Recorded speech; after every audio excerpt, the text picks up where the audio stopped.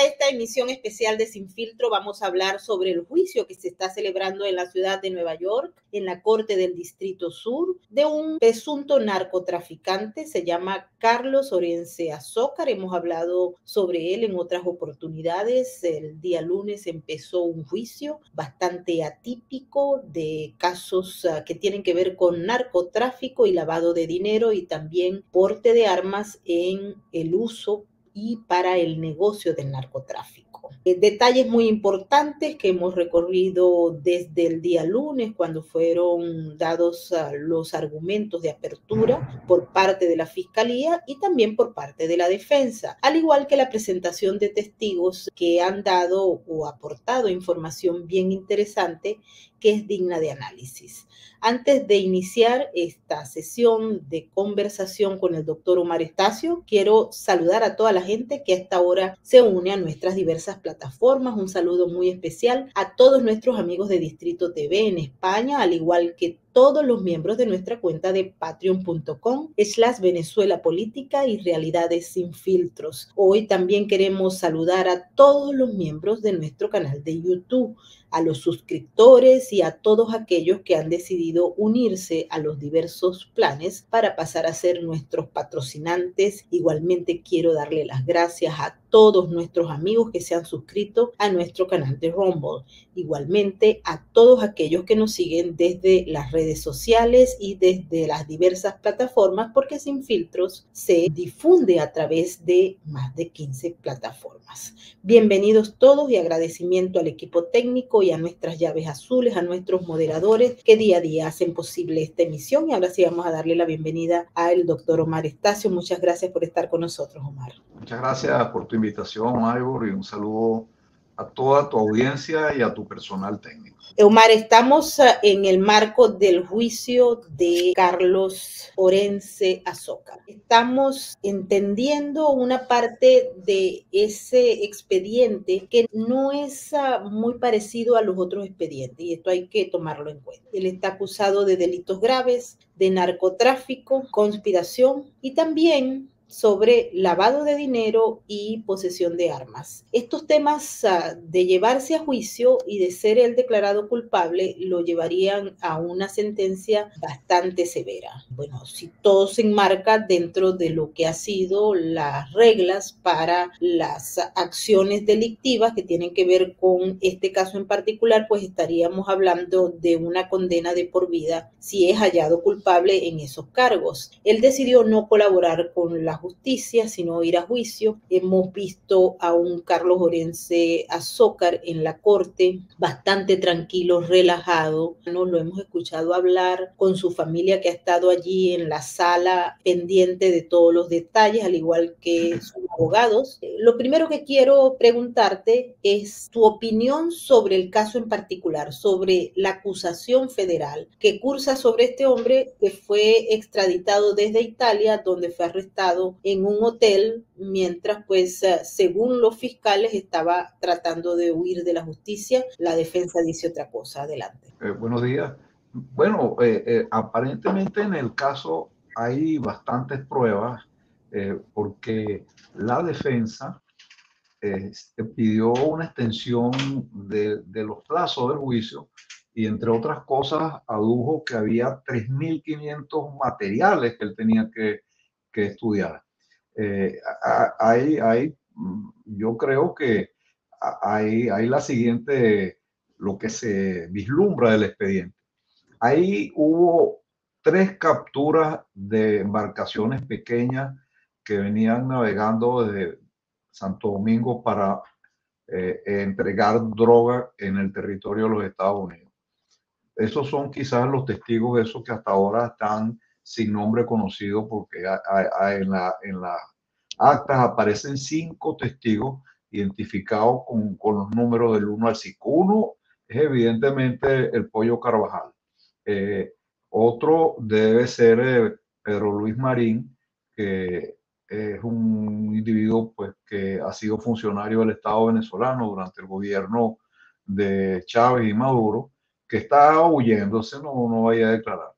Y quizás los otros, quizás pueda ser el célebre Nesky Salazar, que era espaldero de Diosdado Cabello.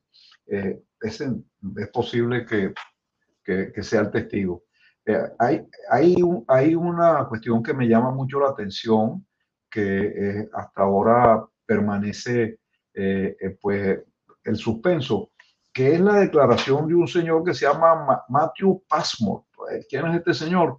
Bueno, este es un funcionario de la DEA que fue el que hizo la experticia de un celular que le quitaron a este señor Orense cuando las autoridades italianas lo detuvieron, lo pusieron preso.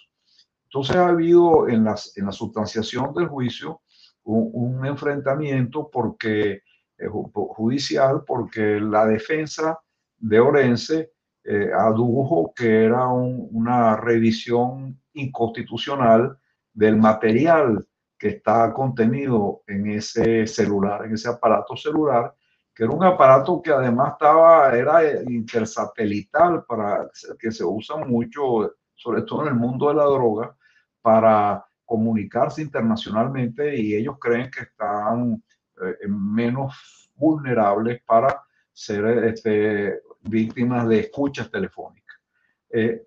Este aparato que le incautaron, por llamarlo así, a Orense, ha sido objeto de experticia por parte de este funcionario de la DEA, quien dijo que por una cantidad de técnicas, en primer lugar, se detectó que contenía evidencia de las comunicaciones que tenía Orense con uno de estos testigos enigmáticos que está numerado del 1 al 5. Y además habló que tenía, hasta las evidencias llegaban hasta aparatos anteriores de celular que había tenido Orense, de manera que allí puede haber un material importante de prueba. En el expediente se menciona, aunque sea de soslayo, el nombre de Diosdado Cabello, Nicolás Maduro y de Hugo Carvajal. En varias actas, los fiscales han traído a colación y estos expertos las actividades que le atribuyen a estos funcionarios del Estado venezolano relacionadas con el narcotráfico. Ha despertado poco interés relativo o poco escándalo. No sé si es porque estamos ya acostumbrados a los escándalos, nos estamos acostumbrando, o quién sabe si se ha minimizado este asunto, pero yo veo que de aquí puede surgir algún indicio grave si es que no fuesen suficientemente graves los que ya existen del narcotráfico del Estado venezolano encabezado por Maduro, porque evidentemente que en la narrativa de este caso se evidencia que Orense tenía pistas de aterrizaje en varios lugares de Venezuela y tenía plataformas marinas para el despachar desde Venezuela embarcaciones llevando droga.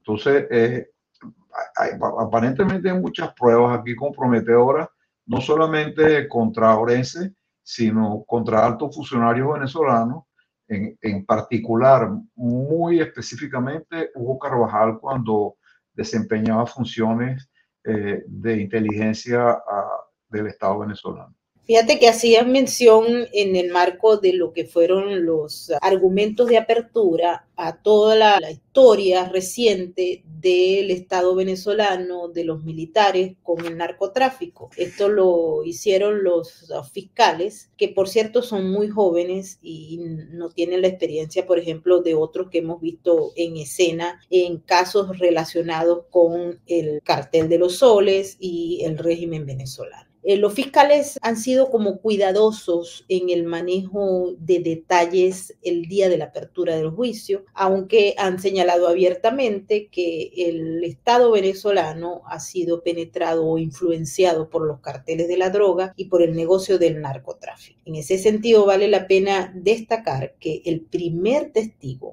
que fue interrogado, y esto ocurrió el día martes, tiene que ver con la persona que estaba al frente de ese barco, esa pequeña embarcación que tenía cocaína y que fue detenida por las autoridades. Esta gente fue llevada, los miembros de la tripulación fueron arrestados y fueron extraditados a los Estados Unidos, específicamente a Miami, y allí fueron procesados. El testigo número 1 se llama Romel José Boada, venezolano, y estuvo sentenciado en Venezuela por 9 años por delitos de narcotráfico.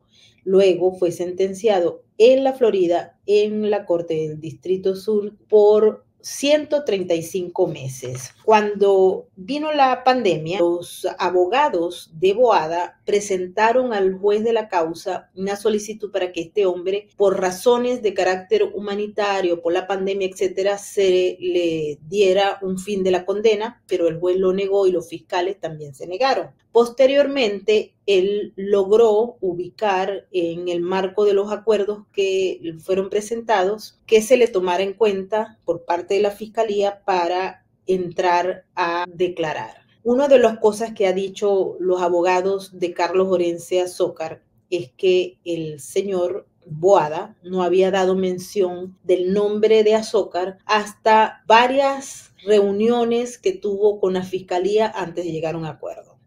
Y dejaron detalles muy interesantes, Omar, que quisiera que comentáramos, porque pues, tú lo conoces porque has seguido el expediente, porque se informó que fue en la cárcel en Miami que supuestamente un sobrino de Carlos Orense Azócar se había comunicado directamente con este hombre Boada, y él sabía, lo había identificado, sabía que él había estado en ese barco, en esa pequeña embarcación con la cocaína y que había sido arrestado. Y a raíz de esa conversación, que el testigo frente al juez dijo que sí, que era cierto lo que había ocurrido, es que él empieza a mencionar a Carlos Orense Azócar. Esto lo hizo bajo juramento. Se presentó ayer, por cierto, un problema porque el abogado de Orense había hecho una afirmación que no estaba evidenciada, según la cual Boada había mentido en calidad de juramento en el marco del acuerdo que firmó con el gobierno de los Estados Unidos. El abogado de la defensa lo que estaba buscando era desacreditar a ese testigo, pues estaba tumbándole prácticamente todos los argumentos a la fiscalía. Esto no es novedoso, esto suele pasar, porque el trabajo de la defensa cuando la fiscalía presenta a sus testigos es quitarles credibilidad, y en el caso de narcotraficantes convictos, pues es muy normal que se consigan muchas mentiras. Las actas de las agencias federales, en las declaraciones que han hecho, etcétera. Esto es normal. Y luego se mencionaron también, Omar, a unas personas muy particulares. Ahí se nombró a un individuo llamado Nervis Rafael Suárez, a otro colombiano que se llama Germán Arias Escobar, que en todo caso sería que estaba como al frente. No sabemos si estos tipos los van a traer o no a la sala, porque estaban todos en la misma embarcación y ellos fueron procesados en Miami a raíz de estos hechos que tuvieron lugar en República Dominicana. En el marco de las acusaciones se ha hablado de Venezuela, obviamente, como el centro del envío de trasiego de la droga, pero también de República Dominicana, de México y obviamente de los Estados Unidos. La clave: el señor Boada dijo que él llevó la droga de Venezuela a República Dominicana, pero que él no se encargaba de traerla a los Estados Unidos, ni siquiera sabía para dónde iba la droga, porque su trabajo no era ese y le pagaban entre 15 y 20 mil dólares por el trasiego de droga, con lo cual pues los fiscales han señalado que en un año él percibió más o menos unos 1.200.000 dólares por envíos en un año. Adelante, Omar. Bueno, estas cosas, como tú decías, Mebor, son usuales en el mundo de la droga, del narcotráfico. Este episodio del el detenido en una cárcel de Miami, que fue abordado por un preso, bueno, esos son recursos que utiliza mucho el gobierno, pues para obtener e inducir a los prisioneros a delatar. Esto por sí mismo no descalifica un testigo, ni mucho menos, porque esto se analiza en conjunto, pues esas son las instrucciones que le da el juez al jurado. No se trata de descalificar o acreditar el testimonio de alguien por un solo episodio, sino eso se concatena con las demás pruebas existentes en el expediente.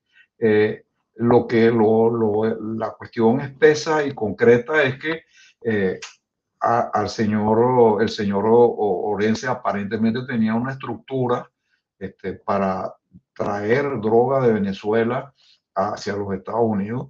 Y hay que tener en cuenta lo siguiente, a Orense no se lo está juzgando por el delito consumado de traer droga a los Estados Unidos.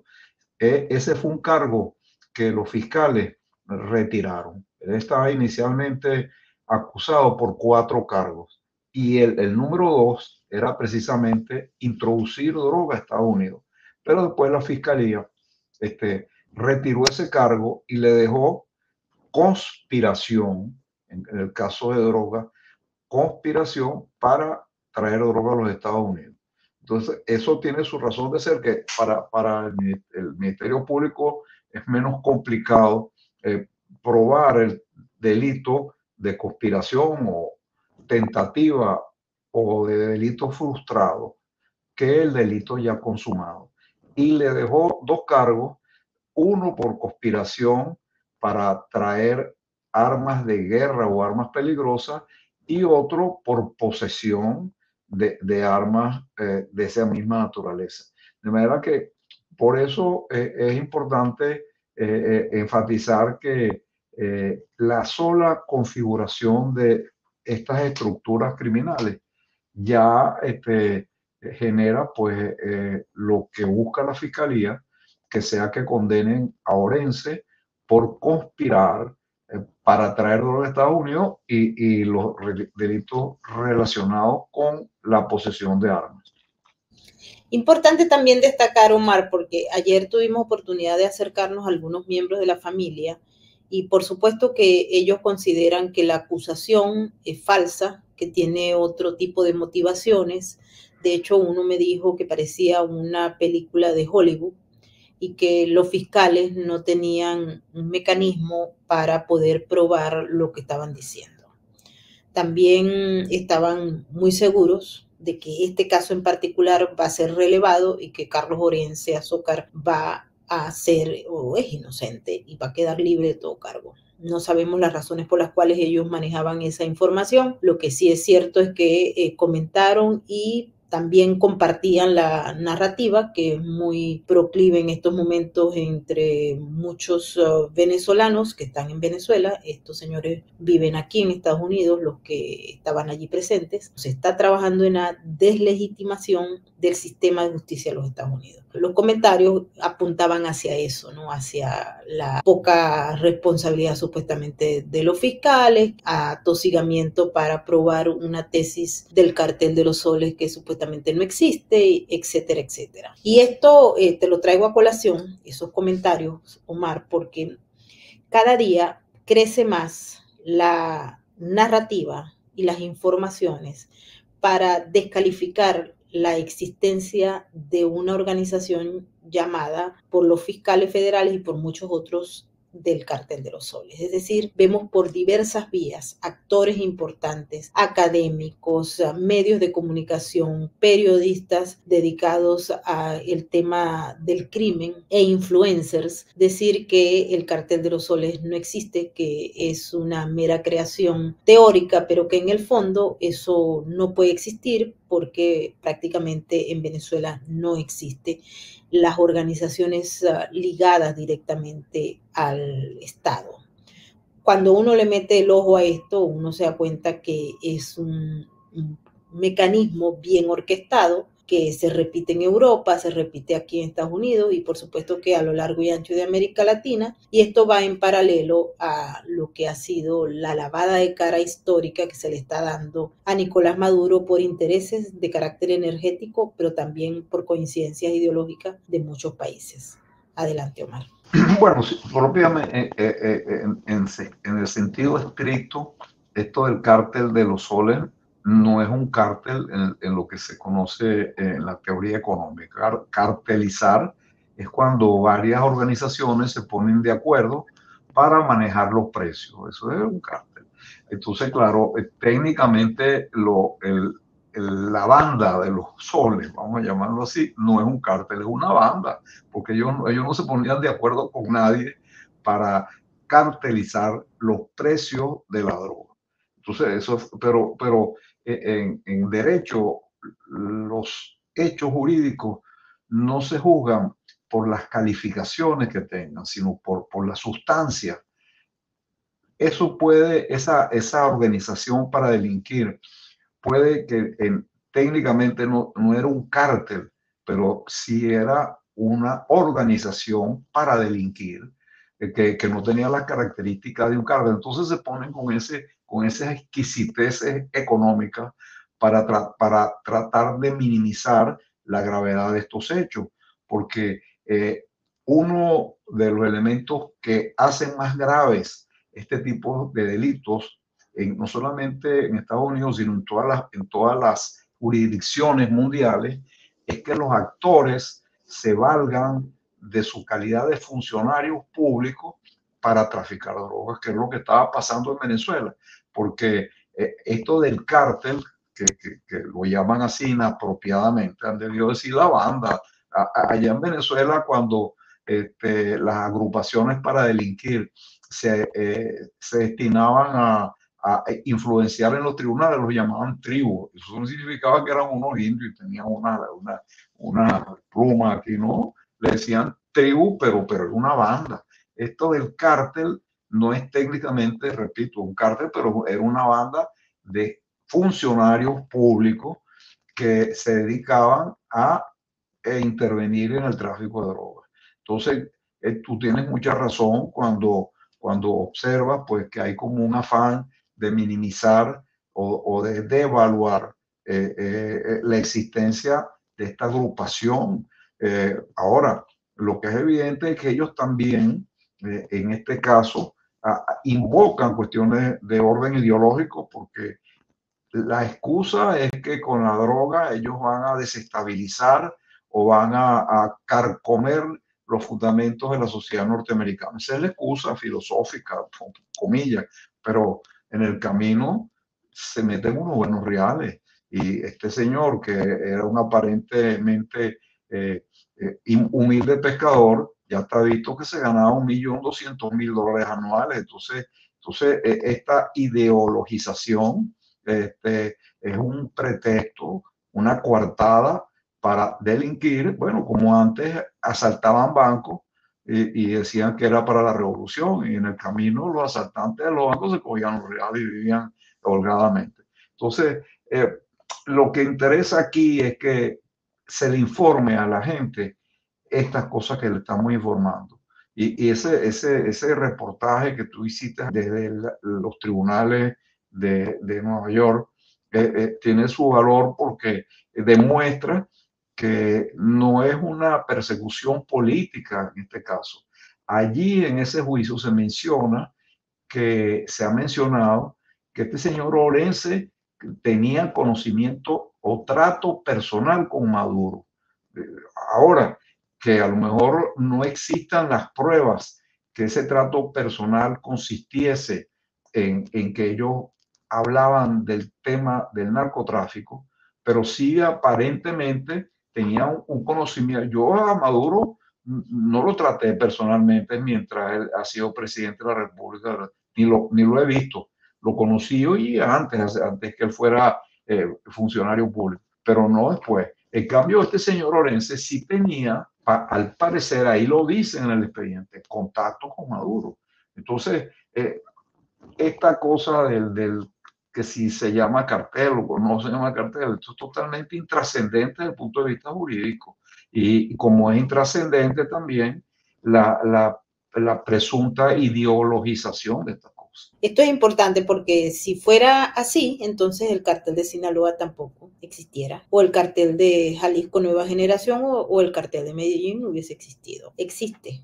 Ahora, que el uso de los carteles como concepto se quedó pequeño ante el avance de estos modelos de organizaciones criminales complejas que forman parte de un sistema complejo adaptativo en el que Venezuela pues pareciera ser un rango importante o un modelo del que se estudia es otra cosa. Pero el concepto puede estar atrasado, recordando el tema de la OP, del cartel de la OP, etcétera. Pero lo que queda claro es que ese cartel de los soles como organización criminal forma parte de un entrelazado de un sistema que opera en Venezuela y en muchos países y que utiliza la cocaína como una herramienta de guerra y como un mecanismo para enriquecerse de una manera obviamente ilegal, prestándose y utilizando la infraestructura crítica venezolana del Estado venezolano para un negocio de narcotráfico con un objetivo de inundar a los Estados Unidos de cocaína, como dicen los fiscales y como dicen muchos centros de pensamiento, tanto en Estados Unidos como en otros lugares. Es decir, el uso de la cocaína como una herramienta de guerra para someter a la población de los Estados Unidos a los designios de los enemigos. Eso está planteado, pero desde el punto de vista teórico. Desde el punto de vista práctico, el cartel de los soles, el cartel de Sinaloa, el cartel de Jalisco Nueva Generación o el cartel del norte del Valle son organizaciones criminales que trafican con cocaína, marihuana, heroína, metanfetamina y fentanilo, entre otros. No todos. En el caso del cartel de los soles, tiene una historia muy interesante que la hemos contado en varias oportunidades acá, y que se inicia desde el siglo pasado con la operación directa por parte de funcionarios de la Guardia Nacional en aquella época de Venezuela y ahora la Guardia Nacional Bolivariana, en actividades que tenían que ver con el narcotráfico. Aquí, en este caso en particular de Carlos Orense Azócar, se habla de pago de sobornos a altos funcionarios militares para el trasiego de droga, que tenía pues el uso de no solamente la infraestructura creada, sino también la infraestructura crítica del Estado. Omar, este juicio dura unas 2 semanas. Quiero que estemos al tanto para que llevemos a los que nos siguen y a los que están aquí, que forman parte de la comunidad Sin Filtros, más detalles sobre este caso en particular. No sé si tienes algún comentario final que hacer. Adelante. Bueno, sí, queda la expectativa inmediata de la eventual comparecencia de Hugo Carvajal. Se ha comentado mucho que el abogado o uno de los abogados de Carvajal se ha hecho presente en las audiencias.